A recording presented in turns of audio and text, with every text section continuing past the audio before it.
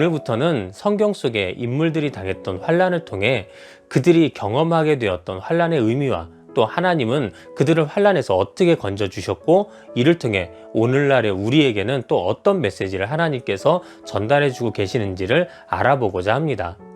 그래서 저는 오늘 그 첫 번째 시간으로 바로 여러분들과 함께 엘리야에게 임했던 환난은 어떤 환난이었고 또 그 안에서 우리는 어떤 의미를 찾아야 되며 나아가 하나님은 그런 엘리야의 환난을 어떻게 치유하고 회복시켜 주셨는지를 알아보고자 합니다.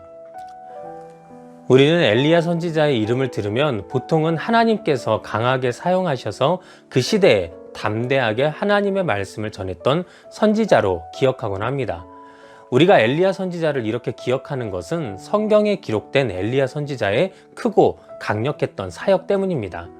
성경 야고보서 5장 17절에서부터 18절까지 말씀에서도 보면 엘리야는 우리와 성정이 같은 사람이로되 그가 비가 오지 않기를 간절히 기도한즉 3년 6개월 동안 땅에 비가 오지 아니하고 다시 기도하니 하늘이 비를 주고 땅이 열매를 맺었느니라 라고 기록하면서 엘리야 선지자는 하나님의 도움으로 당시 비를 멈추게도 또 오게도 하는 능력의 기도를 하는 선지자였고 또 열왕기상 18장에서 보면 그는 갈멜산에서 바알과 아세라 선지자 850인과의 영적 대결에서 승리를 거두므로 그곳에 모였던 모든 백성들에게 하나님만이 참신임을 증명하기도 하였습니다. 이로 인해 모든 백성들은 엘리야가 참신이신 하나님의 선지자인 것을 믿고 그의 말을 따라 모든 우상의 선지자들을 기손시내에서 처단하기도 하였던 것입니다. 이처럼 성경에서 우리가 봐왔던 엘리야의 모습은 실로 하나님께서 강력하게 쓰시는 선지자의 모습이었습니다. 그런데 바로 이 일의 다음 이야기인 오늘 우리가 읽은 열왕기상 19장에서의 엘리야의 모습은 이전에 18장에서 우리가 보았던 크고 강한 사역자의 모습이었던 엘리야의 모습과는 너무나도 달랐던 것입니다. 실제로 19장의 처음은 엘리야로 인해 바알과 아세라 선지자들이 죽임을 당했다는 소식을 들은 아합 왕의 아내인 이세벨의 분노로 시작합니다. 그리고 분노한 이세벨은 엘리야에게 사신을 보내서 메시지를 전달하게 되는데요. 그 메시지의 내용이 바로 내가 내일 이맘때에 반드시 너의 생명을 내가 죽인 선지자들처럼 만들고 말 것이다 라고 말하는 일종의 살인 예고 메시지였던 것입니다. 그런데 지금까지 그 어떤 위협에도 절대 흔들리지 않고 오직 주님만 바라보면서 당당하게 나아갈 것 같았던 그 엘리야가 이 말에 흔들리기 시작을 합니다. 그는 자신의 생명에 위협을 느끼기 시작했고 두려움에 휩싸이기 시작했습니다. 그리고 그때부터 엘리야는 이세벨로부터 도망치기 시작을 하는데 성경은 그 도망이 실제로 사력을 다한 도망이었다고 우리에게 기록하고 있습니다. 일단 엘리야는 이세벨의 살인 경고를 듣자마자 바로 갈멜산이라고 하는 곳에서 부엘세바라는 곳까지 이동을 하게 됩니다. 근데 이 갈멜산에서 부엘세바까지의 거리가 약 150km 정도나 되는 굉장히 먼 거리였던 것입니다. 그런데 그는 여기서도 마음이 편치 않았습니다. 그래서 그곳에 자신과 함께 했던 사환을 그곳에 머물게 하고 자신 혼자 하루길의 광야를 더 들어갑니다. 그래서 그는 결국 로뎀나무 아래에 머무르게 되는데 이 거리 역시도 약 40km 정도가 되는 절대 짧지 않은 거리였습니다. 여러분 생각 한번 해보십시오. 마라톤 선수들도 42.195km를 달리고 나면 녹초가 돼서 한동안 몸을 제대로 사용할 수가 없는데 엘리야는 무려 그 거리의 5배나 달하는 거리를 그것도 걸음아 나 살려라 하고 도망치듯이 쉬지 않고 달렸던 것입니다. 그러니 그 육체가 온전했겠습니까? 결국 그 로뎀나무 아래에서 자신의 육체의 한계를 만난 엘리야는 하나님께 열왕기상 19장 4절에 여호와여 넉넉하오니 지금 내 생명을 거두시옵소서 라고 요청하기에 이릅니다. 한마디로 나는 이제 한계에 부딪혀서 더는 도망 못 가겠으니 하나님 그냥 나 여기서 죽여주세요 라고 그는 그렇게 하나님께 말했던 것입니다. 하지만 하나님은 그곳에서 엘리야를 재우시고 먹이시며 다시 기력을 회복할 수 있도록 하셨고 이후 다시 그를 40일 동안 이동하게 만드셔서 결국 하나님의 산 호렙에 도착하게 하셨고, 그곳에서 하나님은 엘리야에게 그를 통해 이루실 하나님의 일, 즉 엘리야에게 주어질 사명을 다시금 깨닫게 해 주셨던 것입니다.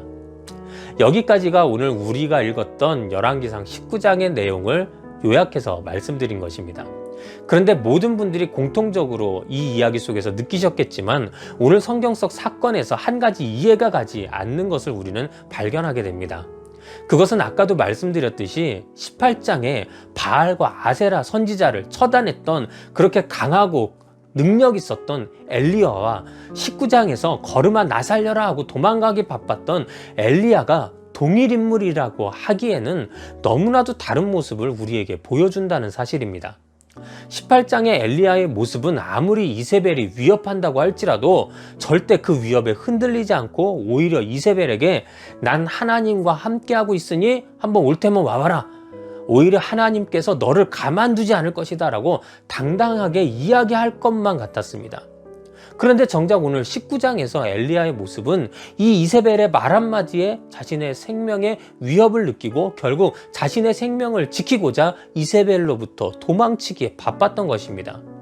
왜 이런 일이 벌어진 것일까요? 우리는 그 이유를 지금부터 알아볼 당시 엘리야에게 왔던 환난과 또 그 환난의 의미를 통해 알아볼 수가 있게 됩니다. 오늘 우리는 엘리야에게 다가왔던 환난을 크게 두 가지로 나눠서 설명해 볼 수 있습니다. 우리가 먼저 봐야 하는 엘리야의 환난은 바로 엘리야의 표면적 환난이었던 이세벨의 위협입니다. 이세벨은 이스라엘 아합 왕의 아내로 시돈 사람의 왕이었던 엣바알의 딸이었습니다. 그런데 그 엣바알이란 이름의 뜻이 바알과 함께하는 자라는 것에서부터 우리가 알 수 있듯이 그의 딸인 이세벨은 성경 속에서 그 누구보다 가장 열성적인 바알신 숭배자의 모습을 보입니다. 그래서 그는 아합 왕에게 시집 온 후에도 아합 왕까지 바알의 숭배자로 만들어버렸고, 그로 인해 바알을 이스라엘의 공개적 신으로 지정하기에 이릅니다. 또한 이스라엘 전역에서 여호와의 단을 헐어버리고 하나님의 선지자들을 죽이기까지 하였는데, 이는 오늘 엘리야가 도망치며 하나님께 다 죽임을 당했고 이제 나만 남았습니다 라고 했던 그 말 속에서도 잘 나타나 있는 것입니다. 이처럼 남편도 자신의 손으로 쥐락벼락하고 나라의 신을 바알로 바꿔버리고 하나님의 사람들까지도 죽여버렸던 그 이세벨이 오늘 엘리야에게 사신을 보내서 내가 너를 내일 반드시 죽일 것이다 라고 했던 경고는 그 어떤 사람의 경고보다 엄청난 부담으로 엘리야를 짓눌렀고, 결국 이는 엘리야에게 환난이 되어 그를 현실에서 도망치게 만들었던 것입니다. 그런데 우리가 여기서 생각해 보아야 할 것이 하나 있습니다. 엘리야는 이전 18장에서 아합 왕 앞에서조차 당당하였고, 그리고 바알과 아세라 선지자와의 대결에서 승리함으로 이스라엘 백성들의 지지와 승기를 잡았으며 하나님께서 자신과 함께하고 계심을 누구보다도 확실하게 알고 있던 자였던 것입니다. 즉 아무리 이세벨의 기세가 등등한들 그런 이세벨의 경고 하나가 엘리야에게 이처럼 큰 환난이 되어 결국 그가 현실에서 모든 사명을 내팽개치고 도망치게 만들었다는 것이 우리는 솔직히 쉽게 납득이 가지 않는다는 것입니다. 그래서 우리는 엘리야를 실질적으로 이 환난에서 도망치게 만들었던 또 하나의 환난인 그의 내면적 환난을 볼 필요가 있는 것입니다. 오늘 엘리야에게 다가왔던 내면적 환난은 한마디로 낙심이라 말할 수 있습니다. 사람은 언제 낙심하게 될까요? 제가 생각했을 때는 아마도 일이 계획대로 자신이 꿈꿨던 대로 이루어지지 않았을 때, 나아가 내 뜻대로 된 일이 제대로 이루어지지 않고 엉뚱한 결과를 초래했을 때 사람은 거기에 실망하게 되고 결국 낙심하게 되어 의욕까지 잃어버리고 마는 것입니다. 그런데 오늘 이런 모습이 성경 속 엘리야에게도 나타났던 것입니다. 실제 엘리야의 입장에서 오늘 성경 속 이야기를 다시 살펴보면 그가 충분히 낙심할 수 있는 상황이었음을 또 우리는 보게 됩니다. 엘리야는 18장에서 하나님의 대단한 사역을 감당했습니다. 그로 인해 하나님의 기적도 보았고 사람들의 지지와 순종도 얻어냈으며 또 바알 숭배자가 되어버린 아합 왕 앞에서조차 그는 당당할 수 있었습니다. 자, 그런데 이렇게까지 일이 진행되면 우리는 이후에 보통 어떤 미래를 꿈꾸게 될까요? 그렇죠. 바로 하나님께서 나와 함께 하심으로 인한 희망찬 미래를 우리는 꿈꾸게 될 것입니다. 엘리야도 바알과 아세라 선지자들을 처단하는 등 하나님의 일하심을 직접 목격하고는 아마도 그런 미래를 꿈꿨을 것입니다. 이제부터 하나님이 이 이스라엘을 회복시킬 것이다. 저 모든 바알과 아세라 신상을 몰아내고 하나님을 반역했던 자들을 처단하실 것이며 결국 이 땅에 하나님의 강력한 나라를 다시 세우실 것이다. 그리고 하나님은 이 모든 일을 선지자인 나를 통해 일하실 것이다 라고 말입니다. 그런데 정작 이 모든 일 후 그에게 다가온 것은 이런 희망찬 하나님의 나라의 실현이 아니라 이세벨이 자신을 죽이러 오겠다는 살인 경고였던 것입니다. 에게 그까진 일 가지고 라고 말할 수도 있습니다. 실제 그가 그동안 감당했던 하나님의 일에 비하면 이세벨이 보낸 협박성 메시지 정도는 진짜 아무 의미 없는 그까진 일처럼 보일지도 모릅니다. 하지만 곰곰이 생각해보면 그 그까진 일에 넘어지고 쓰러져 낙심하게 되는 것이 어찌 보면 우리 사람들의 삶이기도 합니다. 제가 목회를 하면서 보면 물론 큰일이나 큰 갈등으로 인해 싸움이 일어나기도 하지만 정작 이런 큰일보다는 훨씬 더 많은 비중으로 일어나는 싸움이 바로 모두가 생각하는 그까진 일 때문에 일어나는 싸움입니다. 다른 이의 삶이 아니라 우리는 우리의 삶을 되돌아봐도 실제 이런 일들을 찾아볼 수가 있습니다. 내가 마음 아프고 낙심되었었는데 정작 시간이 지나고 그 당시를 다시 돌이켜보면 에이 그때 왜 그까진 일 가지고 그랬나 몰라 라는 생각이 들면서 멋쩍어질 때가 있다는 것입니다. 그래서 사탄도 때로는 우리를 낙심하게 만들 때 우리에게 감당하지 못할 큰 환난을 주어서 낙심케 만드는 것이 아니라 단지 그까진 일을 사용하여서 우리를 낙심하게 만들기도 합니다. 성경 마태복음 4장에 보면 예수님께서 공생애를 위해 40일 동안 금식을 하시고 줄이셨다라고 기록하고 있습니다. 그런데 여러분 생각해 보십시오. 우리가 만일 40일 동안 무엇인가를 위해 간절히 구하면서 금식하고 기도하고 이제 그 금식을 딱 끝냈을 때 그 이후에 우리에게 어떤 일이 벌어져야 한다고 여러분들은 생각하시나요?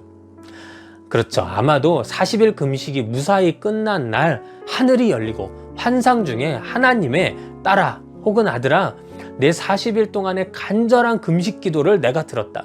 이제 너의 모든 것이 응답될 것이고 내가 반드시 형통해질 것이다 라는 음성이 들릴 것이라고 우리는 그렇게 생각할 것입니다. 그런데 정작 40일 금식이 끝난 후 예수님에게 찾아온 것은 이러한 하나님의 영광이 아니라 바로 사탄의 시험이었습니다. 이는 단순히 시험보다 예수님께서 40일 동안 간절히 금식하시며 기도하셨던 그 마음을 무너뜨리고자 하였던 사탄의 계략이었던 것입니다. 이처럼 사탄은 우리의 마음을 흔들고 낙심하게 만들어 결국 우리가 그까진 일인 작은 일에도 넘어지고 쓰러지게 만들어버리는 것입니다. 오늘 이런 낙심하는 모습은 엘리야가 하나님을 향해 하는 말을 보면 더욱 명확하게 나타납니다. 그는 먼저 로뎀나무 아래에서 나는 내 조상들보다 낫지 못하니이다 라고 하나님께 말합니다. 그런데 이 말만 떼어내서 보면 이는 마치 하나님 앞에서 자신을 자신의 조상들보다 낫다라고 이야기하는 그 엘리야의 겸손을 나타내는 말처럼 들립니다. 하지만 실제로 이 말은 19장 4절의 말씀 전체로 보면 하나님께 자신은 그래서 죽어야만 한다라고 하는 그 죽음의 이유를 설명하는 엘리야의 말이었음을 우리는 또 보게 됩니다. 즉, 난 그동안 하나님께 쓰임받았던 내 조상들보다도 나은 것이 없으니 이런 쓸모없는 나는 그냥 죽어야 합니다. 죽어야 마땅합니다. 라고 말하고 있던 것입니다. 여러분 어떻게 이 말 속에서 엘리야의 하나님을 향한 낙심이 느껴지시나요? 그렇습니다. 우리도 흔히 실망하여 낙심하면 나 같은 게 뭘 할 수 있어야지 그냥 콱 죽어버려야겠다 라고 말할 때가 있는 것입니다. 그런데 오늘 엘리야의 이 말은 마치 그와 같았던 말인 것입니다. 아마도 엘리야는 자신을 하나님께서 자신의 조상들과 같이 사용하실 것이라 믿었을 것입니다. 그래서 조상들을 통해 하나님의 영광과 전능하심이 때론 불과 같이 또 때론 지진과 같이 강력하게 나타나 주님의 일들을 이루게 하셨던 것처럼 자신에게도 바알과 아세라 선지자 처단 사건 이후 그렇게 사용하실 것이라 믿었을 것입니다. 하지만 이후 다가온 이세벨의 경고 하나가 결국 엘리야의 마음을 흔들어 놓기 시작하였고, 이는 결국 그를 낙심하게 만들어 버렸던 것입니다. 아마도 엘리야는 자신에게 더 이상 불과 강한 바람과 지진으로 찾아오지 않으시는 하나님을 보며 난 결국 내 조상들처럼 하나님께 쓰임받지도 못한 그런 쓸모없는 인간이다 라고 생각해 버렸을지도 모릅니다. 또 성경에서 엘리야는 하나님의 산 호렙에 이르러 한 굴 속에서 하나님의 음성을 듣게 됩니다. 그런데 그때 엘리야는 내가 만군의 하나님 여호와께 열심히 유별하오니 라고 말문을 열기 시작합니다. 그런데 여기서 엘리야가 말한 열심히 유별하다 라는 말은 그냥 내가 하나님 앞에 유별나게 사용됐다 라는 뜻이 아닙니다. 그 뜻은 내가 그동안 나를 위함이 아닌 오직 하나님을 위해, 하나님을 대신하여 내가 저들과 열심을 다해 대적하고 싸운 거 주님 아시지요? 라는 뜻이기도 하다는 것입니다. 유별이라고 하는 말을 원어로 보면 그 뜻이 대신하여 질투하다 라는 의미입니다. 다시 말해 엘리야는 우상 숭배하는 이스라엘 백성들을 하나님이 질투하심을 알고 자신이 하나님을 대신하여 질투하여 그들을 미혹하게 만들었던 우상 숭배자들을 벌하였음을 그렇게 하나님 앞에 먼저 당당히 고백했던 것입니다. 즉 이 말을 통해 엘리야는 자신이 그만큼 자신의 일이 아닌 오직 하나님의 일을 위해서만 일했음을 그렇게 하나님 앞에 밝혔던 것입니다. 그런데 바로 그 다음에 엘리야는 주의 선지자들을 죽였음이오며 오직 나만 남았거늘 이라고 말합니다. 결국 이 모든 말을 통합해서 우리가 다시 오늘 본문을 보면 내가 이렇게까지 하나님을 대신하여 저들과 싸우고 일했는데 정작 지금 와서 보니 날 도울 사람 하나도 없고 결국 여기에 나 혼자만 이렇게 있게 되었잖아요 라고 하나님께 말하고 있었던 것입니다. 즉 그동안 열심히 주의 일을 위해 노력했지만 꼭 그 노력을 하나님이 알아주시지 않는 것처럼 생각되고 또 실제 자신의 삶을 보니 그저 모든 것을 잃고 혼자가 된 외톨이처럼 보이게 되어 그는 낙심하게 되었던 것입니다. 그렇습니다. 이처럼 엘리야는 그가 도망치면서 하나님께 하나님 저 이세벨이 날 죽인대요. 그러니 날 도와주시고 내 생명을 지켜주세요 라고 그가 당한 표면적 환난에 대해서 하나님 앞에 말하지는 않습니다. 오히려 그는 하나님께 자신이 당한 내면적 환난인 낙심된 마음을 지속적으로 표현하고 있었던 것입니다. 그로 인해 내가 이렇게 홀로 되었고 내가 이렇게 죽고 싶은 마음이 생겼다 라고 그는 끊임없이 하나님께 말했던 것입니다. 우리는 오늘 엘리야를 통해 사람이 아무리 환경과 조건이 넉넉해도 그 마음이 무너지면 그것이 얼마나 위험한 일인지 때문에 낙심이라는 것이 얼마나 우리에게 큰 환난인지를 또한 깨닫게 됩니다. 하지만 오늘 성경 속에서 하나님은 엘리야의 그런 낙심된 마음을 아셨습니다. 그리고 그를 모든 환난에서 벗어나 결국 다시 사병자로 설 수 있도록 하나님은 그를 만져주시기 시작하시고 치유해 주시기 시작하셨던 것입니다. 뭐로 가도 서울만 가면 된다라는 말이 있습니다. 물론 이 말은 수단과 방법을 가리지 말고 목표를 이루어야 한다라는 말입니다. 하지만 또 이 말은 그만큼 목표가 분명하면 어떤 방향으로 가든지 절대 흔들리지 않을 것이다 라는 메시지를 우리에게 전달하고 있기도 합니다. 오늘 엘리야를 향한 하나님의 치유도 역시 이와 마찬가지였습니다. 하나님은 엘리야의 사명을 다시금 일깨워 주시고 회복시켜 주시는 것에서부터 엘리야를 치유하시기 시작하셨습니다. 엘리야가 하나님의 산 호렙에 이르렀을 때 하나님은 엘리야에게 이렇게 물어보십니다. 엘리야야, 내가 어찌하여 여기 있느냐? 그런데 이렇게 내가 어찌하여 여기 있느냐라고 하신 이 질문은 왜의 질문이 아니라 바로 무엇에 관련된 질문이었음을 또 우리는 기억해야 할 것입니다. 그렇습니다. 이 질문은 하나님이 엘리야가 이곳에 왜 오게 되었는지 몰라서 물어보셨던 것이 절대 아닙니다. 하나님께서는 이 질문을 통해 하나님의 선지자 엘리야가 이세벨의 경고에 두려워하여 도망치기 시작하면서부터 잃어버리고 말았던 그의 선지자로서의 정체성과 하나님께서 맡겨주신 사명을 다시 되찾기 원하셨던 것입니다. 다시 말해 내가 지금 무엇을 잃어버리고 이 자리에 서 있느냐, 내가 찾아야 할 그 정체성과 사명은 무엇이냐라고 질문했던 것이 바로 하나님의 이 질문이었던 것입니다. 그렇습니다. 하나님은 이처럼 엘리야의 낙심된 마음을 해결하시고 다시 그를 하나님의 선지자로 또 하나님의 사명을 감당하는 하나님의 일꾼으로 사용하기를 하나님은 누구보다도 원하셨던 것입니다. 우리는 지난주에도 말씀을 통해 환난 날에 우리가 해야 할 것은 오직 하나님께 부르짖는 것뿐임을 알게 되었습니다. 그런데 이처럼 환난 날에 우리가 주님을 부르짖어야 하는 이유는 바로 오늘 말씀에서처럼 하나님은 우리가 끝까지 하나님의 사람으로 사명을 감당하며 살아가기를 너무나도 원하시는 분이기 때문인 것입니다. 그렇습니다. 오늘 성경에서도 하나님은 바로 그와 같은 마음으로 엘리야의 회복을 바라셨으며 또 이를 위해 다음과 같이 행하시며 엘리야의 사명을 다시 일깨워 주셨던 것입니다. 하나님은 먼저 엘리야에게 크고 강한 바람이나 지진 혹은 불이 아닌 세미한 소리 가운데 역사하시는 하나님의 모습을 보게 하셨습니다. 이는 엘리야가 로뎀나무 아래에서 나는 내 조상들보다 못하니 차라리 죽여주세요 라고 말했던 것에 대한 하나님의 대답으로 너는 크고 강한 바람과 지진 혹은 불 가운데서 나 하나님을 만났던 너의 조상들을 생각하지만 난 그들과 다른 계획으로 너와 함께 할 것이고 너를 인도할 것이다 라는 하나님의 인도하심을 명확하게 알려주셨던 것입니다. 그렇습니다. 우리 역시 이렇게 생각할 때가 있습니다. 누구한테 역사하셨던 것처럼 하나님께서 어떤 성경 속 인물들에게 나타나셨던 것처럼 나에게 나타나시고 나를 인도하셔야 된다라고 생각할 때가 있다는 것입니다. 그리고 그러한 인도가 아니면 이건 하나님의 인도가 아니다라고 우리는 그렇게 또 생각할 때가 있다는 것입니다. 하지만 오늘 성경 속에서 하나님은 이 말씀을 통해 하나님은 우리가 아는 방법 또 우리가 봐왔던 그런 방법보다도 더 많은 우리가 알지 못하는 방법으로 우리를 인도하실 것이며 또 우리와 함께 하실 것임을 그렇게 나타내셨던 것임을 우리는 또한 이 말씀을 통해 기억해야 하는 것입니다. 또 하나님은 그에게 앞으로 남겨진 사명이 있고 또 이를 위해 엘리야가 이제 나아가야 할 방향이 또 있음을 알려주셨습니다.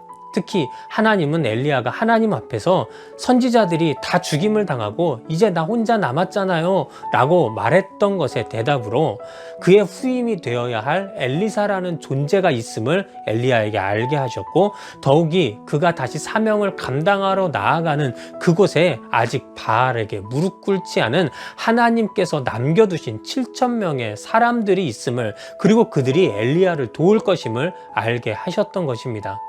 하나님은 이처럼 엘리야의 모든 부르짖음에 하나도 쓸모없다 하시지 않고 모두 상세하게 답해 주시면서 엘리야에게 분명히 그 조상들과는 다른 방법으로 인도하실 하나님의 계획이 있음을 깨닫게 해 주시면서 결국 이 모든 환난에서 엘리야를 치유하시고 회복시키셨던 것입니다.